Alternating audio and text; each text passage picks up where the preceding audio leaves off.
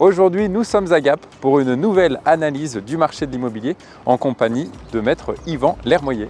Salut Yvan. Bonjour Alex, bienvenue à Gap. Merci à toi, sous le soleil en plus. Je suis toujours bien reçu à Gap.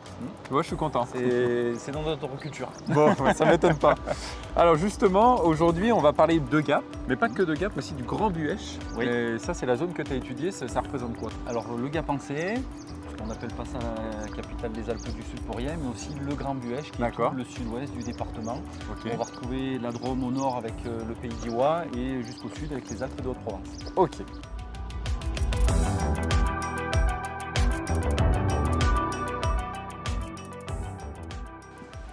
Alors Yvan, justement, sur ce Grand Buëch et Gap, est-ce que tu aurais une tendance générale à nous donner sur les appartements anciens?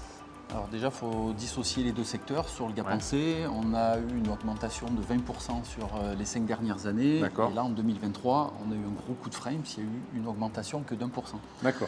Par contre, le Grand Buëch, lui, le prix a sacrément augmenté. Sur les 5 dernières années, on parle de plus de 70%. D'accord. Et cette année 2023 a quand même eu une hausse de 7%. Ok, donc en gros, il y a une grosse baisse des volumes et en même temps une grosse augmentation du prix, c'est ça? Oui. Alors, c'est quoi le type de bien qui s'est le plus vendu? Sur le Gap en C, c'est essentiellement des appartements moyens de 2 à 4 pièces. D'accord. Sur le Grand Buëch, on est sur des plus petites surfaces, des studios, 2 pièces. Ouais, il y a un vrai retour des petites surfaces, j'ai l'impression quand même. Hein. Oui. Qu'est-ce qui explique, du coup, selon toi, qu'il y ait à la fois un volume de vente qui ralentit et puis un prix qui augmente? C'est, je pense, cette volonté des gens de s'éloigner un peu des centres urbains, de se mettre au vert, puisqu'il y a eu beaucoup de développement du télétravail avec le confinement, donc ça leur permet de s'éloigner et de se mettre au calme. Alors Yvan, est-ce que sur les appartements neufs, ça suit à peu près la même tendance que pour les appartements anciens? Alors oui, Alex, la tendance est identique. Pour Gap, on a eu une augmentation des prix, on a eu plus de 12% en 2023. Certainement aussi avec l'augmentation du coût des matériaux. Par contre, on a eu aussi une chute des ventes. Les promoteurs, eux, ont renoncé à investir vu la tendance. Est-ce qu'il y a quand même des programmes neufs qui se développent sur ces deux secteurs-là ou... Alors sur Gap, beaucoup moins. Sur le Buëch, pas du tout. D'accord.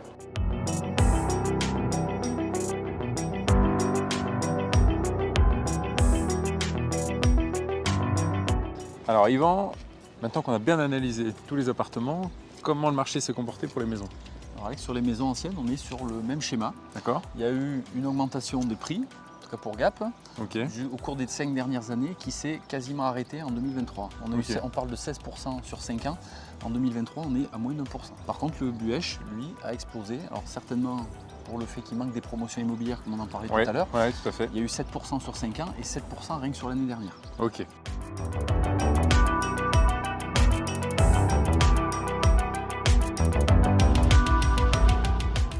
Alors Yvan, tout à l'heure, tu nous as dit qu'il y avait eu peu de maisons neuves à construire. Du coup, j'imagine que pour les terrains à bâtir, c'est un petit peu la même chose, quoi.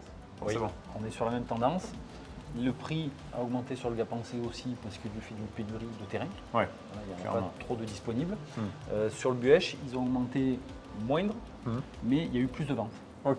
Toujours peut-être pour cette volonté de se mettre au vert, de s'éloigner un peu des centres urbains, parce que le prix est plus attractif. Donc les terrains sont un peu plus importants aussi. Oui, c'est un petit peu plus grand que ceux que tu pouvais avoir sur Gap. Oui. Pour Gap, on a vendu pour moitié des terrains de moins de 500 mètres carrés et de l'autre moitié jusqu'à 900. Pour le Buëch, ça a été essentiellement des grands terrains jusqu'à 900 mètres carrés. Alors Yvan, c'est quoi ton ressenti global, toi, par rapport à l'année 2023? Alors l'année 2023, pour moi, elle a été difficile.